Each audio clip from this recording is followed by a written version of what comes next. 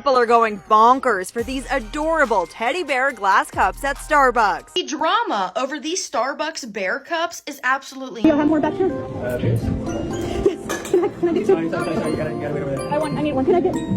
The fact that we're going behind the counter trying to steal a Starbucks cup is actually insane. We're begging and pleading over a bare glass cup. He's not gonna make it to yet! Where is it? Where's the bread? It's over there!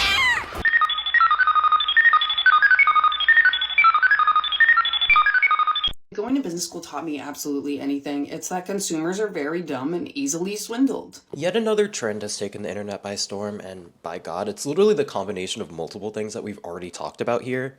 While there's the mistreatment of workers by customers who feel entitled and empowered to treat them like trash, this on top of the fact that Starbucks is literally a company infamous for its union-busting tactics, mistreatment of its employees, and I hate to repeat myself with the same point in like 5 seconds, but guys, Starbucks hates the union so much that they literally sued the union for a pro-Palestinian post, leading to a devastating boycott and over $11 billion in market loss. Speaking of the boycott, what happened to the people who at least pretended to have some sort of backbone and were vocal about not supporting this company that not only treats its workers terribly, but was so out of touch and uncaring for the Palestinian people that it only really saw its union's pro-Palestinian post as a potential lawsuit opportunity? Oh, and there's also the fact that there's literally a massive strike coming up from Starbucks Workers United literally this Thursday. There's really a bigger conversation to be had here. Are we filling the voids in our lives with useless junk that will literally serve us no use later on?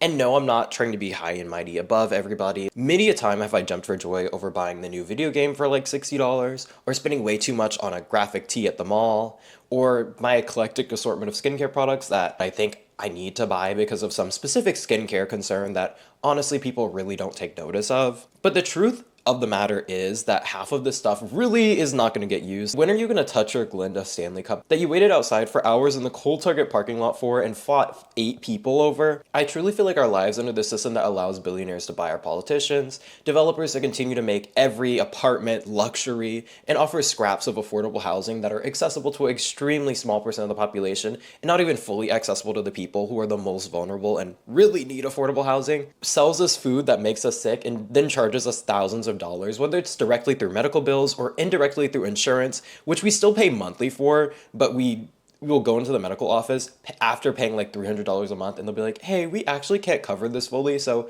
you still have to pay $300. And I do think this also does bring up the conversation of woke capitalism or ethical capitalism, this idea that there's these companies who try to basically push these ethical practices in our face, trying to act high and mighty over the other companies. Like, objectively, Starbucks is a company that at least markets itself as something that is way more progressive than other coffee companies. It claims to be fair trade. It says all of its workers are partners. And yet still we've seen time and time again that these companies will tell us one thing to our faces and act another way right behind the scenes, because there is no reason for Starbucks to claim to love its workers so much but still have hundreds and hundreds of labor law violations. And we'll talk about that later, because ultimately, these really amount to a slap on the wrist for a company worth billions of dollars. Join me today as we discuss the horrors of the Starbucks Bear Cup, and beyond that, the connection between badly behaved corporations, consumerist mayhem, and you as a consumer. But first, I would like to take a short break to thank today's sponsor, Morgan & Morgan. With the amount of insane and distracted drivers on the roads, it's incredibly likely that you'll find yourself injured in a car accident. I've personally seen the incredible toll that car accident injuries can take on people. A very close family member would find herself hurt following the actions of a negligent car rental company, which failed to maintain their brakes, leading her to barrel into an oncoming truck. Thankfully, they ended up being okay, but not only did they have to deal with the direct impact of their injuries, they also had to deal with hours of appointments with lawyers, drawn out courthouse updates, and the costs of litigation. And that's why the injury firm you choose to represent you in these cases is so important. There's a reason why Amelia Perez did not win Best Picture, just like there's a reason why Morgan & Morgan is America's largest personal injury law firm that has over 1,000 attorneys in all 50 states that fight for justice. Morgan & Morgan has gotten over $25 billion for their clients over the years, and that's because they aren't afraid of fighting and taking the insurance companies head on. And this is clearly shown in the results for clients. After an insurance offer of only $350,000, a client in Florida got paid over $12 million. Another client got over 40 times the insurance company's $650,000 offer, getting over $26 million. And even when it feels hopeless, Morgan & Morgan pulls through, getting a client in Florida $20 million when the final offer was literally nothing. That's because when you hire Morgan & Morgan, it's like hiring a legal army that has your back. Not all law firms are made equal, so if you're ever injured, you can check out Morgan & Morgan. Their fee is free unless they win, and you can start your claim now by clicking the link in the bio down below or scanning the QR code that you can see on screen with your phone's camera. Thank you so much to Morgan & Morgan for supporting the channel.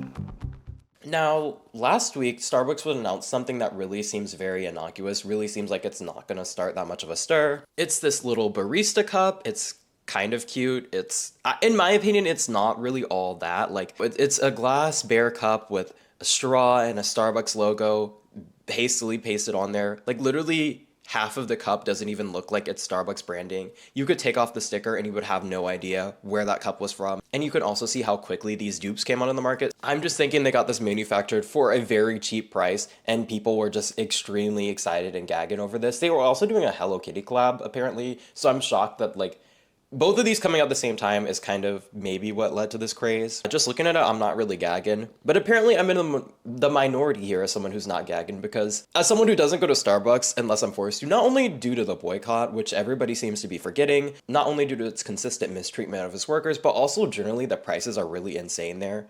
I'm not gonna get too far into it, but paying like $7 for a coffee is actually kind of insane. And just the whole concept of like people going to Starbucks every single day. And I'm not trying to financially shame anybody. If you like what you like, whatever. But let's watch some of the absolute chaos that occurred because of this small bear cup.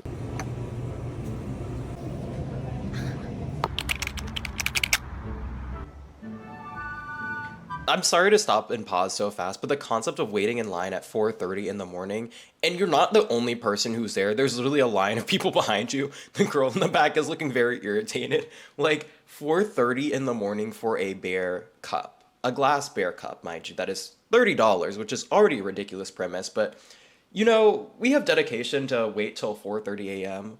for a Starbucks bear cup, but apparently we don't have the dedication to boycott things or, you know, actually go to protests. But, you know, whatever. Let me chill, okay? Maybe people are really excited about this cup. Maybe this cup is amazing.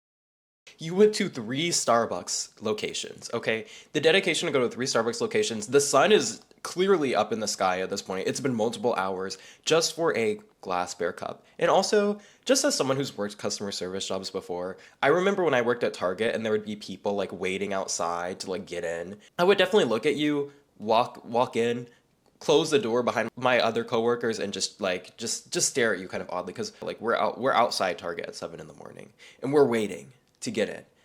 There's no special release either. So like, I don't know. I would actually like just hate my life if I was just walking to my job and I just see like a group of 10 people standing outside looking at me menacingly as I walk in, basically following behind me as I'm clocking in. I would actually want to just like quit that same shift.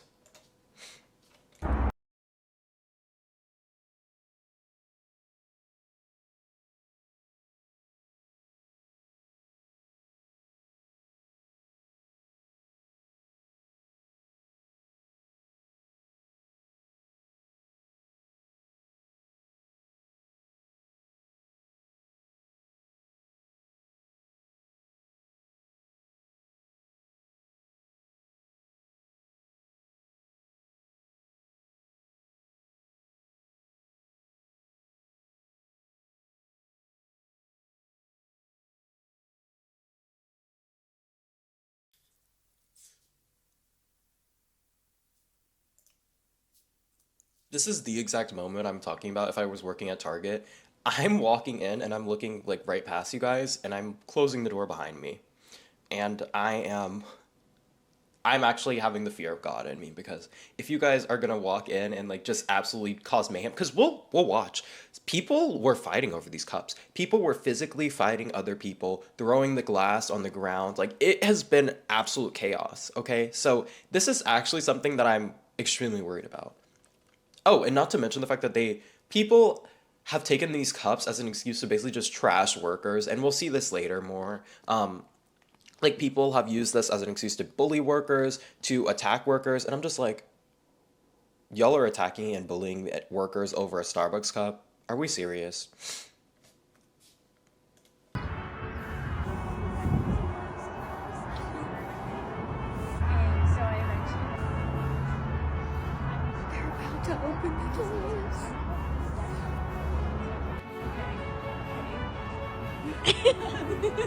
We're ready! Yay! The line wrapping around the building slightly is actually insane.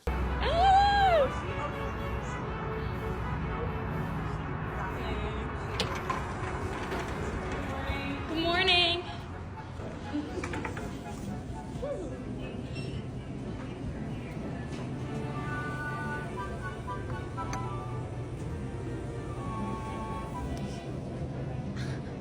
Good. Thank you so much. I'm so sorry. Yes, please. Thank you so much.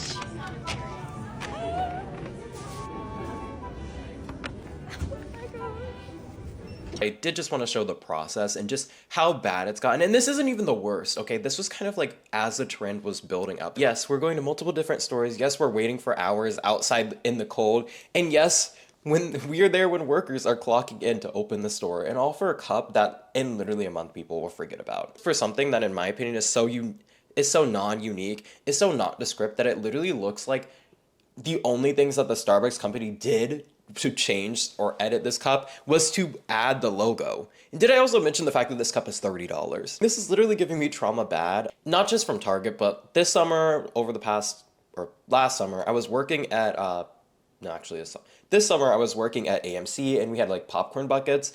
And I think the popcorn bucket trends really speaks to how hollow a lot of this consumerism is, because we would have things like the Taylor Swift Eras popcorn bucket. Mind you, it would be selling for like $40, right? We had this Megan popcorn bucket. I don't have it in my room right now, but I got one for free because they would put them in the break room because they weren't selling. So a lot of this stuff is literally just going back to corporate, probably to be melted down or thrown in the trash or given back for free. Like, people are lining up spending $30, $40, $50 on these popcorn buckets only for them to really just serve as like a background piece in the break room. I think it really shows the fact that these companies do know that scarcity marketing works. I remember specifically there was this Galactus popcorn bucket. It was like huge. I don't even remember if I saw it or not before it sold out, because literally the next day, apparently there was people waiting outside of the movie theater. The company specifically only sent us like 4 or 5 of them. So they knew exactly what this type of scarcity marketing tactic does.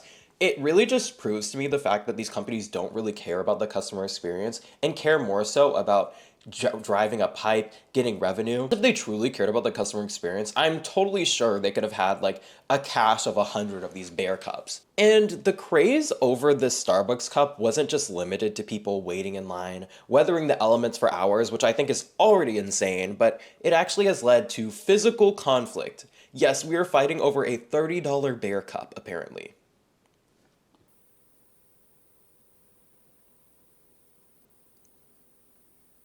We're actually physically fighting, throwing things around over a teddy bear cup? Are you serious? And mind you, this looks like 2 grown people. So like, what are we actually doing here, guys? But the reason I show you this video is because I think it not only speaks to the insanity of consumerism for the fact that we're desiring these products so much to a point that we're willing to fight over them, but also the subconscious idea that we are constantly fed under this current system that products and money are worth more than people. I remember seeing things like the Glinda trend last year, the Glinda and Elphaba cups. Apparently there are going to be more cups coming to Starbucks, Glinda and Elphaba cups, I believe. So prepare for that insanity and madness. But I remember people physically fighting clawing, ripping at each other. This has been a thing for quite a while, right? It didn't just start with the internet. It didn't just start with these trends. I remember Black Friday, people were literally like crushing employees to death over products and money and the concept of getting an item that they really coveted for a slight discount. Because mind you, now Black Friday, I don't know if it's changed. I think it has. Because Black Friday is really a scam when you think about it, honestly. Like, I feel like now Black Friday sales are literally just basic sales. They'll be like, okay, 10% off of XYZ. They don't really go big or bold for Black Friday anymore. And I'm not trying to rain on anybody's parade, okay? Actually I am, because you have to be trolling, right? It's not normal for us to gain this much serotonin and joy and happiness from a glass cup that was manufactured for pennies on the dollar, okay? This should not be normal. And I feel like it really just shows the grip that consumerism has on us, guys. Watching my bear cup be filled up for the first time is a euphoric feeling. My gosh, guys, look at this. Ah! Oh my gosh. It looks so beautiful. Oh my gosh.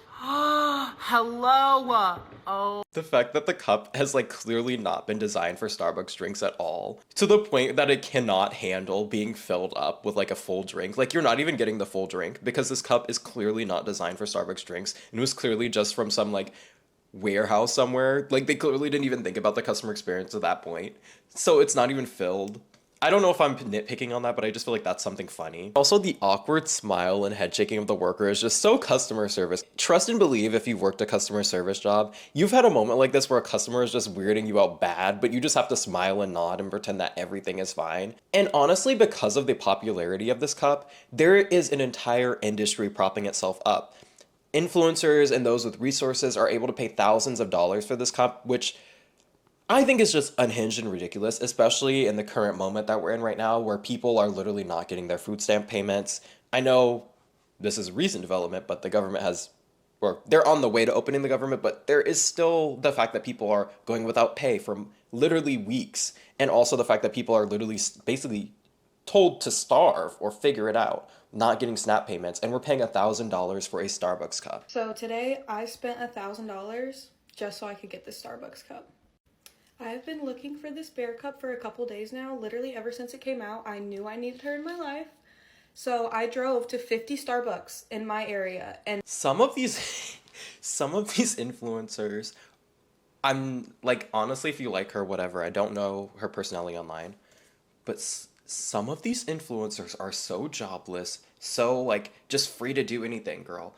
How did you have time to drive to 50 different Starbucks locations? Can we unpack that and unravel that? 50 Starbucks locations. Do you not have like content to post, like content to edit? Like nothing was in the way of you? Like, just at that point, just go on eBay. I've seen things you didn't have to pay $1,000 for this. It's so ridiculous and insane and kind of wasteful. But like, you could have found this on eBay for like 300, and you're talking about, oh yeah, I just had to get it for 1,000. no one had it. So I finally found a Starbucks location that had it in stock, and it was 3 hours away. So what does any sane person do? Drive 3 hours, and I walk in and some girl is checking out with it. So I go up to her and I'm like, can I please buy that off of you? I've been looking for this cup. I will do anything. I have $1,000 in my car cash I can give you. And she did not hesitate to say yes. She was so nice. Let me buy the cup, and now it's here in my arms. She was so nice. Girl, if anybody offered me $1,000 after I literally just spent like 30 on something, it really is just showing the disconnect between that, because that's not a nice moment. That's like a, oh my god, this is like at least a significant amount of money for a majority of Americans moment. It's like people are paying rent, people are working jobs, people are paying bills, honey. I guess there is this real level of disconnect when you just start to make obscene amounts of money from influencing or creating. And this person, I think, is a fairly big content creator. I don't know how they're making their money or whatever, but they seem to be having a lot of it to just have $1,000 to fork out. So yeah, I might have spent 30 times the amount on this, but now I can flex every single time I go into a Starbucks. I'm not trying to be Uncle Scrooge or whatever, or I don't know, be a hater, but I truly feel like I'm losing my mind when I see content like this, when I see people like this, and I feel like the internet has created a brand of influencer, a brand of person that is just so disconnected from like literally everyday normal human life, and I feel like it's totally reversed itself, if that makes sense. I feel like influencing, it wasn't called influencing back then, okay? Content creation, the people I used to watch on YouTube or whatever when I was a kid, they would become famous and popular and like talked about because they were relatable, because they understood things like struggles. It would be the underdogs and the people who were bullied in high school or who didn't really have that many friends in high school, not to be shady, because this is kind of a self-gag, okay? Who would create content online, who would become popular. Not saying I'm not popular or whatever, but I'm just saying like that has totally reversed. And I think I might talk about this later because foreshadowing for the next video, guys, because I really feel like influencing, online creating has become a job for the popular people in high school, for the people who already have money to make obscene amounts of wealth from online content creation. It has become an industry that is so far removed from the everyday struggles of people, so far removed from basically everything, that I really do think content creators are so giddy and happy to jump on this type of trend because it is going to generate them revenue and give them attention. Companies have really started playing into this, trying to make every single thing a trend, and when it fails miserably, but when it works, it works. And clearly here, this is a situation where Starbucks is probably extremely happy to have at least some amount of good PR, given the fact that like literally earlier this year was Starbucks not closing a bunch of stores and firing workers, saying that they were doing awfully and terribly and not selling their stuff. But let's just look at the comments because I do really feel like I want to see what a lot of other people think about this absolutely unhinged and just so detached from reality like take. 1,000 would change my life right now. 1,000 for a plastic bear-shaped cup. I mean, if you can, why not? I totally disagree with this. I mean, if you can, why not, right? I mean, if you can donate to charity, why not? I mean, if you can donate this $1,000 to someone who actually needs it, why not? Are you still not helping people with Snap? Watch this bun gets 1,000 likes. I spent $1,000. $1,000, that would change my life. That's insane. I wish I could spend that much money and not bat an eye.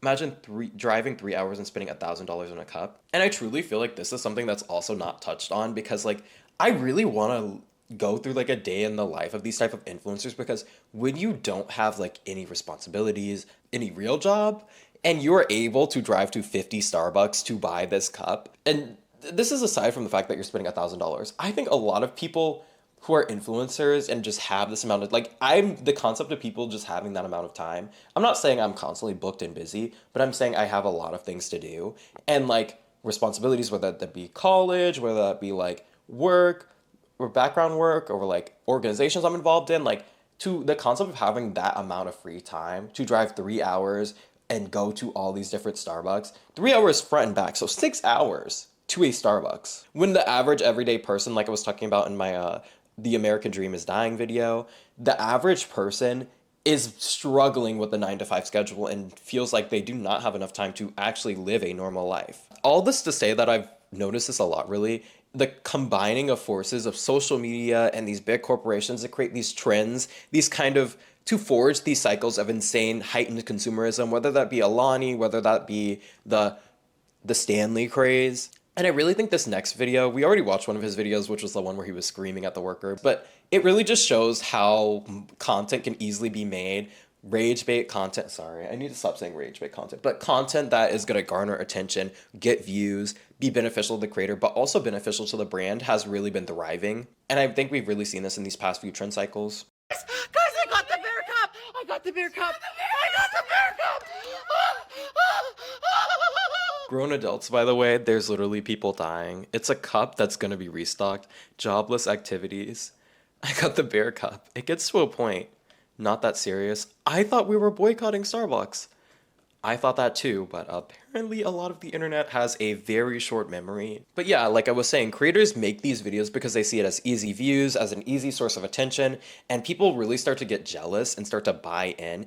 Everything becomes all of these little micro trends and, you know, whether it be a Labubu, whether it be a Stanley, all these micro trends become this club that you're in. But all these clubs and this level of elitism and like, oh, I'm so smug, I have this cup, becomes absolutely decimated the second that it becomes popular because now you have things like dupes. Now you have thousands of people getting it. And now they move on to the next thing to make themselves feel better than others. And they start to buy in because if this influencer is so excited over this thing, if it's making them so happy, if they feel like they're part of this club, if they think they're finding community, maybe it will make me feel the same way. Maybe it'll bring me joy. Or maybe it'll even bring me community because, oh, I'm part of these people who own Stanleys. Oh, you have a Stanley? I have a Stanley too. Oh, you got the Starbucks Bear Cup? That's so cute. But all these feelings, all of whether it be a feeling of community, whether it be a feeling of joy, are very temporary. And I do think that's something that's very hard for us to wrap our heads around and understand because we're constantly told and fed this idea that wealth equals happiness. But the truth is that, yeah, it'll give you a short burst of joy, of happiness, but that will really never be enough to fill the void that I truly think capitalism has created. We don't have time to enjoy or indulge in hobbies, so products have become hobbies. We don't have time to socialize or to interact with others in community-based settings, right? So now we're finding community through these products that we're told, hey, you know, you're part of this elite club, you also have a Stanley, you also have XYZ. Oh, that's so cool. Hobbies are being made into products that are bought and sold, but the hobby that this product is actually supposed to give you, or joy or feeling that this product is supposed to give you, is so short-lived because these companies are onto one thing now, but in 2 weeks they'll be on to the next thing. The cycle, it literally just gives you whiplash looking back and forth between what a product is now and what a product is in 2 weeks, because when's the last time you heard people talk about a Stanley? Oh, it was a Stanley, now it's a Owala cup. Oh, it was a Labubu, now it's nothing. Wealth and power and influence will certainly objectively make certain things better, right? You'll live longer, you'll probably be healthier overall, but money couldn't buy Elon Musk a happy family or universal love from the American people. Money couldn't make people like Mark Zuckerberg. Money couldn't make Obama like Mark Zuckerberg. I think a big part of consumerist culture is seeking happiness and joy when we're constantly feeling tired, when we're constantly feeling overworked, when we're constantly feeling underpaid. Because I totally remember, right, I'd be working a lot at Target, right, and I'd be so tired, it's so exhausted. But the only thing that would keep me going is, well, maybe with this money that I get from my paycheck, right, I can buy a new thing. I can afford XYZ. Not only do we need money to live, right, but we're also promised this idea that money will make us happier, that the products that we can buy with this money will make us feel better about our situation. It's kind of a form of temporary happiness to dull the kind of constant pain that we're suffering from, not only being overworked, underpaid, low-key, the looming threat of us all being replaced by AI because these companies do not value us for a cent or a penny of our lives. And while influencers also exploit these trends for views, there's also almost an entire industry dedicated to reselling these trending items at insanely high prices. And I feel like the reselling industry truly needs to be discussed and talked about because it is so insane how people are willing to buy these products at these exorbitant prices, but also that these people are basically like vultures. Every single trend cycle, there's people who are gonna buy these products, not for themselves, but for the potential of making a massive amount of profits.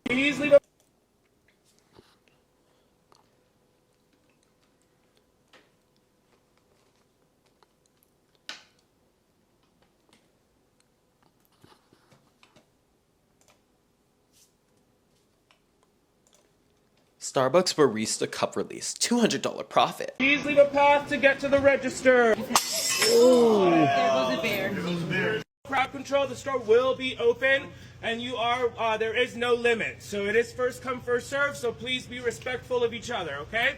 The fact that these employees basically have to come out and talk to grown adults like they're basically kindergartners, that they're basically teaching this class of grown people who are looking for a glass Starbucks teddy bear cup, is insane. And I think it really just shows the fact that these companies are profit over all else, right? They'll constantly create these micro trend cycles and give employees or give stores not enough to meet demand, making customers angry, making employees have to deal with the struggle of constantly being called, while also constantly have to check out customers for this cup, constantly being harassed, bullied, basically spit on by these customers and blamed for the problems. Like, these companies don't want to take blame. Oh yeah, oh, it's the store's fault. I'm so sorry.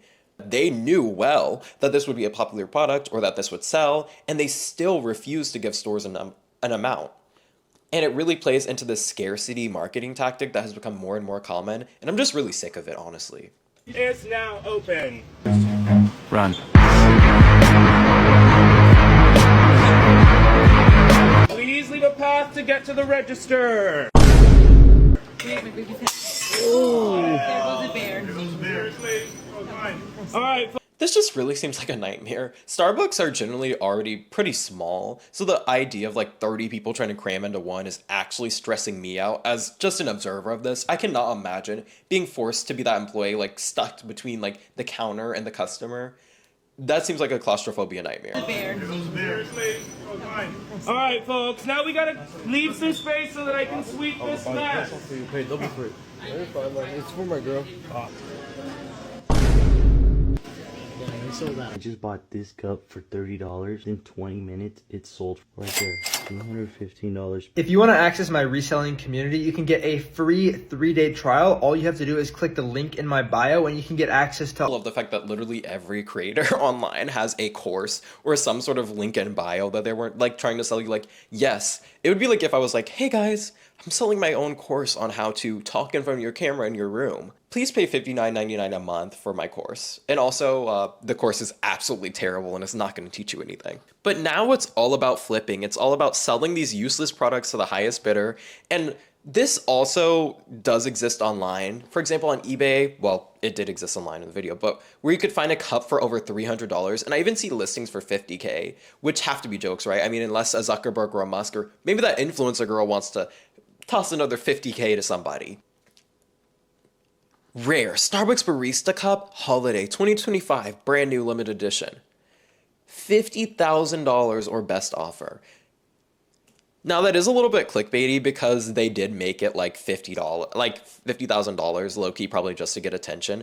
But there are cups that are selling, I think, for ridiculous prices. For example, this one, which is selling for $174.99, which you wouldn't think is that ridiculous, but when you think about the fact that that's almost over 4 times the price, or that this cup, we've got to actually be serious. While I'm by no means the biggest fan of people buying these useless products, right, and supporting these companies, I'm also an absolute hater of resellers and people who exploit the situations and profit off of this. Like, there's people who actually like these things and actually want these things, and they're constantly having to compete with people whose job it basically is to resell stuff for exorbitant prices. And this exists beyond the scope of like the Starbucks thing, the Starbucks cup, or these trending things, right?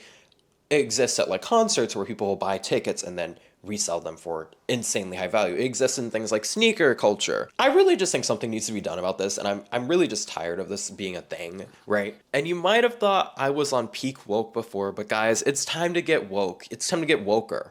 Because yes, get ready for a pro-worker take. Because people have gotten insanely mad, upset, unhinged, deranged at the fact that employees are taking a little win in this, what is probably an incredibly busy and insane season already, with things like the pumpkin spice latte, the Hello Kitty cup, and now the bear cup. And apparently Starbucks is also going to do the something day, which is their biggest day. There is a planned strike on that day. But the fact that employees are taking a little win for themselves and buying themselves a cup, because God forbid an employee literally do anything, people are absolutely mad at that. The Starbucks Bear Glass Cup that launched today caused so much drama, and y'all, it was absolutely crazy. First of all, the employees actually came in around 3:45 a.m. and they were taking stuff off the shelves themselves. Before their shift even started, you can see this employee in the back. She has one of the glass cups. You guys, I thought they only had one glass cup. It was actually 2. So when she removed it, there was one in the back. Then another employee goes and removes the Hello Kitty barista off of the shelf and also takes it to the back as well. Now, the fact that these customers are basically just working as like drones, scouting, looking through the windows and employees buying things is taking me out badly. Because why are you outside at 3 a.m. in the first place? you can clearly see the Hello Kitty in the back of the register getting rung up by one of the employees. Needless to say, people were going off. It's like she's a news reporter. You can clearly see the Hello Kitty in the back, being taken by an employee. How dare they? I'm sure the company doesn't care, mind you. The company's like, oh yay, we got our wages back, what? We only paid this employee like $15 an hour, and now we're getting twice that from this Hello Kitty cup. Or twice that from this bear. I came at 1 a.m. because I knew they told me they were going to have 2 bears.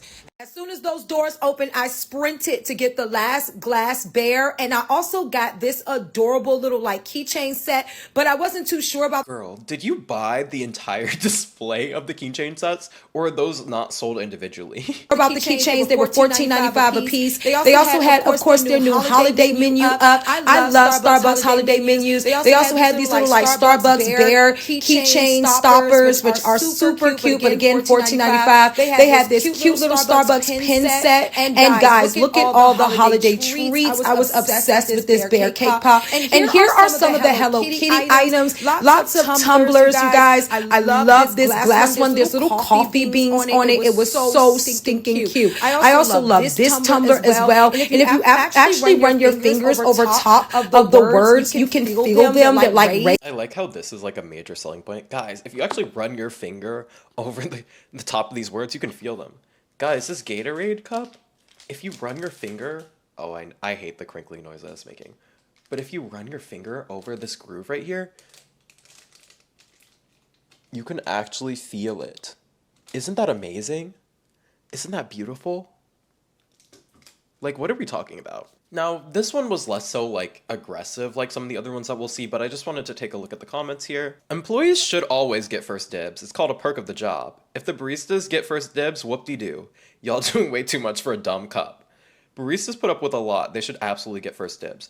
And we will see some of what these baristas have to put up with, right? And I know, like, when I was working at the movie theater, I think they were like, oh yeah, you shouldn't buy it while you're on the clock or something. There's something like that, but also, like, they didn't really, like, care. I know at Target, they were much more strict, and they were like, if you buy something, you have to wait or something, and they had, like, this whole policy surrounding it. Mind you, it's not that serious. The company's still making money. People are just trying to get mad over this stupid cup, which is a whole thing. I just found that whole video ridiculous. The testimonial, the Zooms, people actually getting upset and mad over this when employees are basically having to do adult daycare so you guys don't destroy the whole shop or get into a fist fight over a glass sippy cup. And the gag, like I was saying earlier, the gag is that corporate doesn't care because at the end of the day, they're still making money. Now, here's a compilation because it just gets embarrassing, right? I know we saw kind of some of the tameness, but here's where it gets really crazy. You'll have more back here? Yes. Can I get two? I need one. Can I get? The fact that we're going behind the counter trying to steal a Starbucks cup is actually insane. We're begging and pleading over a bare glass cup. Let's just laugh at him now. Now here's an example of a worker trolling because I can only imagine the calls that come in daily about these cups. For merchandise, say 1.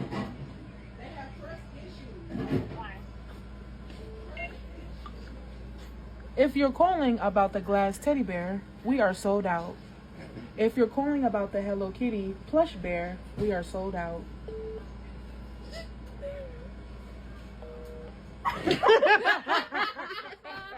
Because literally at this point, like, I remember when I was working at Target at the customer service desk, first of all, they had us doing way too much, okay? They basically had us doing the jobs of 2 other people. I've said this like 10 times, but I remember like literally trying to handle a return. There's a line of like 20 people trying to return something.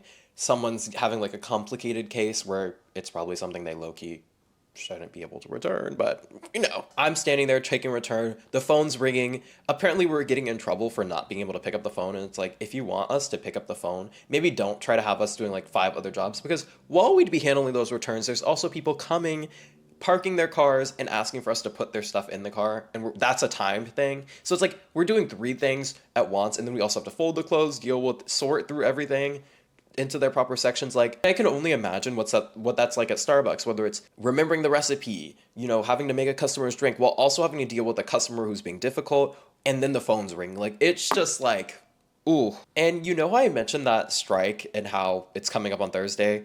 I just wanted to show you this little news clip because I think it's so funny how Starbucks says it's disappointed at workers for striking instead of negotiating, when in all reality, negotiations failed following the last CEO's removal. You may have a tough time getting coffee at Starbucks next week. The union representing employees say they will go on strike if they don't reach an agreement with the company. So the strike would begin next Thursday. That's the same day as Starbucks Red Cup Day, typically one of the busiest days at Starbucks. Workers want an increase in pay, more hours, and they have other demands as well. Starbucks says it's disappointed that the union plans to strike instead of negotiating. As someone in a journalism major who was originally interested in working for larger news companies, I do find it interesting the framing of a lot of strikes. Instead of framing it as employees say the company has been mistreating workers, instead of it being framed that way, right, and explaining why the strike is happening, it's always, you might have a hard time going to Starbucks this week. You might have a hard time getting your coffee. It's always made about you as a consumer, and it's never focused on workers or what exactly is happening at Starbucks, because I guess, especially like TV, broadcast news, they're trying to put it into a very fast package, right? And I think we lose a lot of that, and I think that has really led to a lot of what we're seeing in the comments here, which I really want to address, but let's just look at a few of them before I get too far into addressing this. Now, there's a lot of support here, right? Do it on Red Cup Day, baddies. If the CEO gives himself a raise, then everyone deserves one as well. I pay enough for my drink daily, they can pay their staffs well. They have a strike every year. You're making coffee, bro. Barista's not a career. Support local coffee shops. Higher pay for what? What valuable skills do they offer that they need high pay? I'm going to address all of these individually. The one that's like, you're making coffee, bro, that argument could literally be applied to every single job, right? I think we've really been fed this idea that there are skilled jobs and unskilled jobs, when in reality, without any of those positions, a company would not be able to function, thereby would not be able to profit. Someone could say this for whatever you do, right?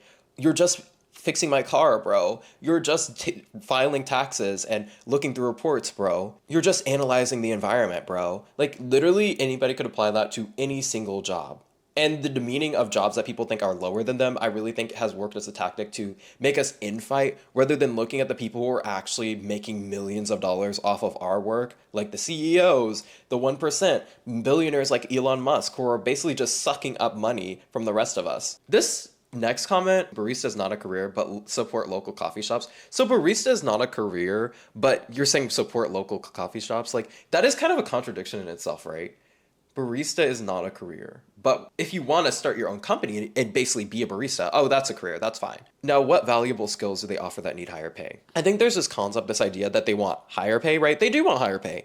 But what else is higher? Living expenses. Everything is more expensive. I don't think people are being unreasonable and asking for higher pay as things have gone up in price and as things have gotten more and more expensive. I think people are looking more so for a livable wage. And I think people have been very used to getting stretched then, and it's like, no, that's not normal. Just a few generations back, rent used to be something that was like, oh, okay, I can easily pay that.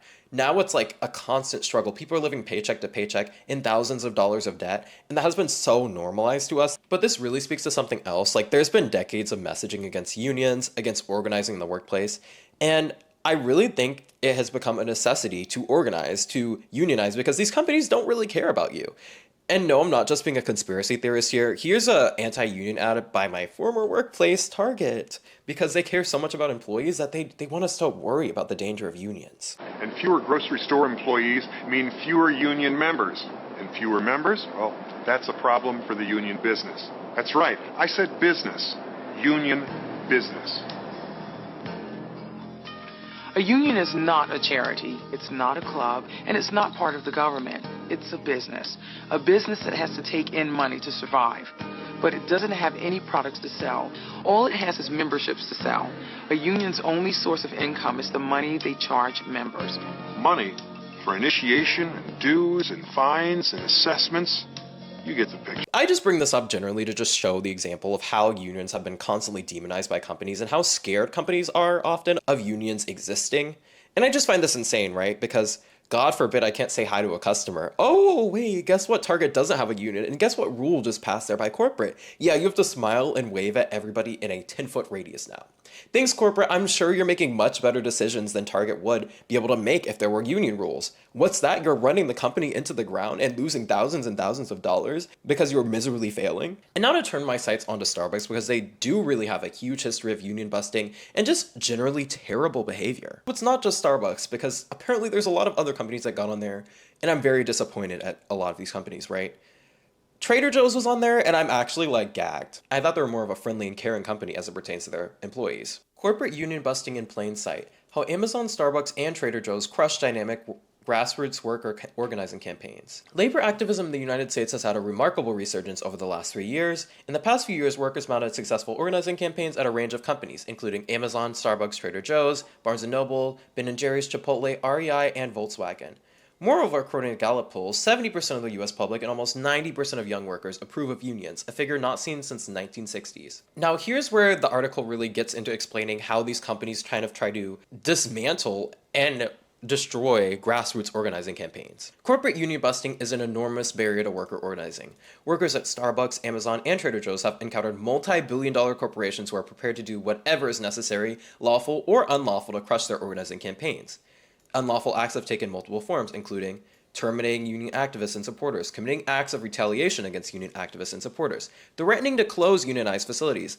I think this is really important given the amount of stores that have closed at Starbucks recently, and even though Starbucks claims it's doing so badly, their CEO really got millions of dollars. Using disciplinary procedures to target union activists, threatening to take away essential health benefits if workers support unionization, promising workers rewards if they oppose unionization, reducing workers' hours to the point that they no longer qualify for health insurance, rigidly enforcing previously unenforced personnel policies to discipline union supporters. These tactics create a climate of fear and intimidation around worker organizing. Workers have been scared out of supporting unions. Elections have been lost that otherwise would have been won. Workers have stopped organizing after witnessed anti-union discrimination at other stores. And unlawful union busting has created a powerful, chilling atmosphere. Here's what I'm trying to get to, which is a case study about Starbucks. Starbucks has engaged in an enormous unlawful union busting campaign. The number of unlawful anti-union charges facing Starbucks is almost certainly the largest in the 90-year history of the National Labor Relations Board. As of February 2024, NLRB offices have docketed 771 open or settled unfair labor practice charges against the agency.